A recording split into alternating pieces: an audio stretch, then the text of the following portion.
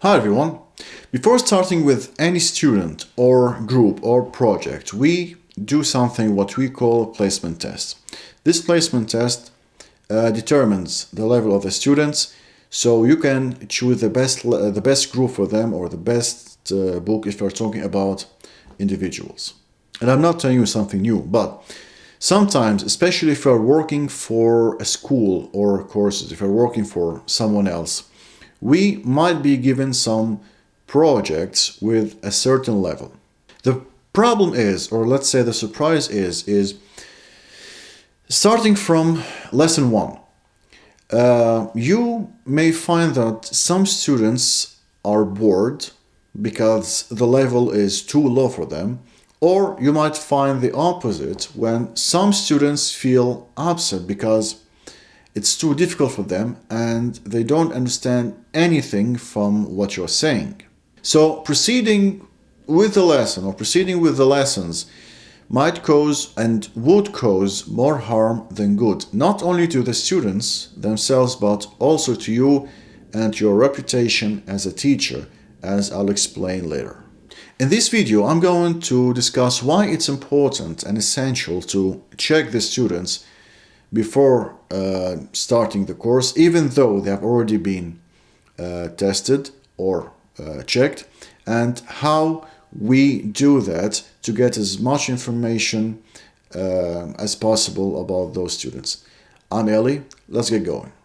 In my career, I've had several situations like what I mentioned before. Either students felt bored or upset.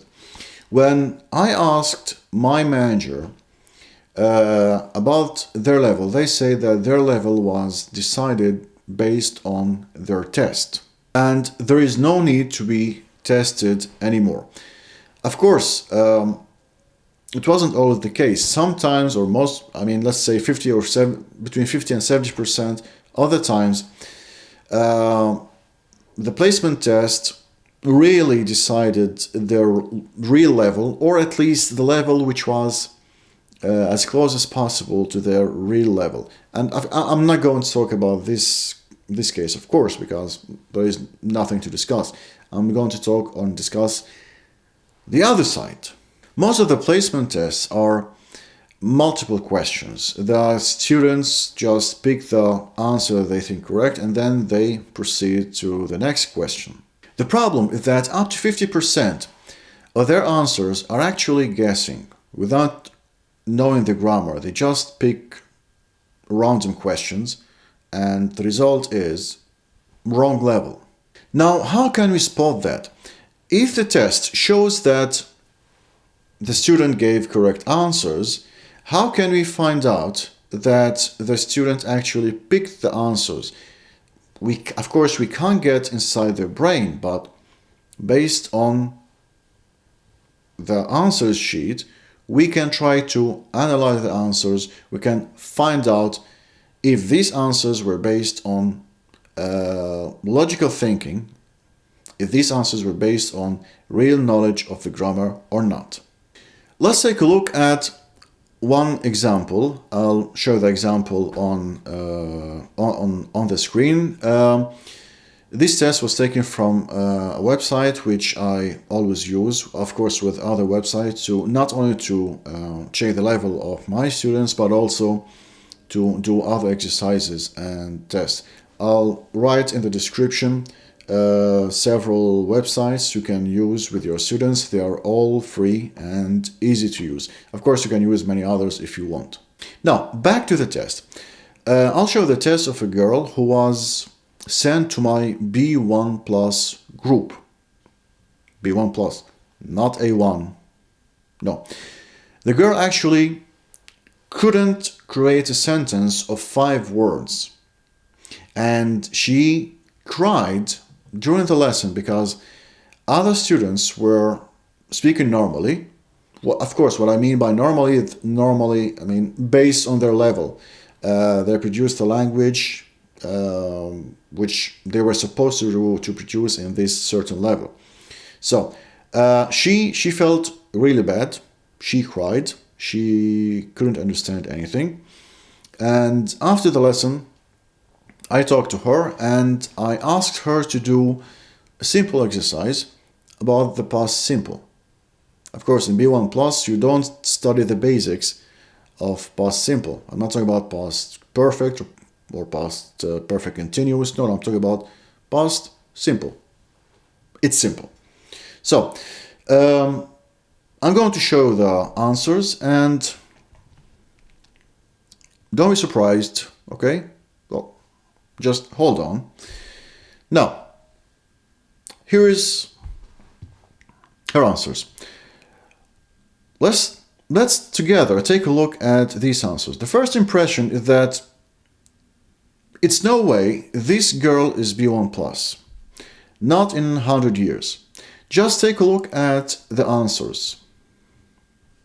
Yeah, there are obviously some correct answers, but look at number 1, 5, and 8. Well, we can ignore number 7 since it's spelling mistake, but we can never ignore the rest. When talking to the secretary, who gave her the test sheet or the questions sheet, I asked her to take a look at her answers sheet, and there was another surprise. Now let's take a look at what answers she picked, and unfortunately I can't show her sheet because it was printed version, it wasn't online, and I didn't take a photo at that time. It was I think 2018 or yeah, I think 2018. Here's the answer she gave. Not she gave, she picked. I'm going to write it here on the screen. Had you graduated last year, you would be working now. Surprised? Yeah, this is the same answer.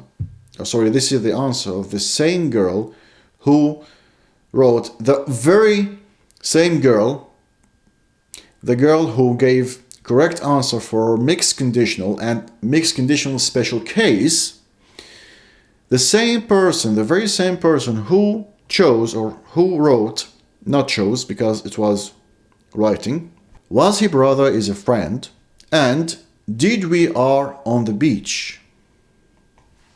Yeah, the same person. So obviously what we're dealing with here is a student who simply picked the answers without knowing anything about the grammar. The result is wrong level, wrong group, wrong book, and of course the student's tears. And who knows, maybe also your reputation could be on the stake because the students could simply go to their parents and tell them, this is a bad teacher, I don't understand anything of what he's saying, and the parents would actually believe their kids because for them their kids are equivalent to Albert Einstein. And I did make a video about that. You can see it or check it from here. So pay attention to that. Trust no one. Trust only yourselves. Don't trust anyone who tells you I made the test. I had the test and here the students did everything and here the result. They are in this group. Don't trust anyone. So what I would suggest is no matter what your manager or senior teacher or whoever in charge of placement test is, no matter what all those people say, always dedicate 15 to 30 minutes of the lesson or a full lesson of 45 minutes or 1 hour to check the level of your students. Because at the end, you'll be held responsible for any result. What I can recommend is having the following tests: grammar, listening, and writing. Now, why didn't I mention speaking?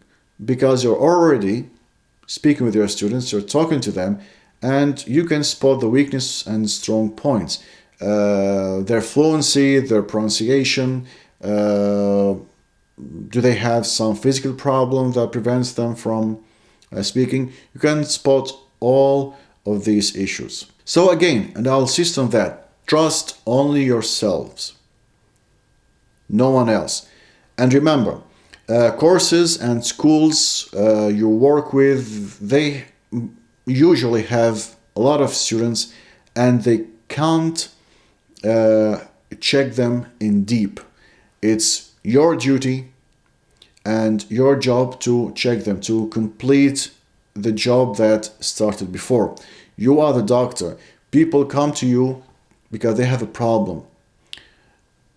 Not physical problem, but in the language.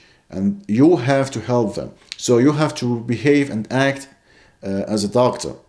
You first analyze the case, then identify what the problem is, and only after that you start the treatment. I wish this video can help you a little bit with your career, with some problems that you might have in your teaching career. If you have any questions or any ideas and you'd love to share them, please don't hesitate to do so in the comments section. Thank you very much for watching. See you later.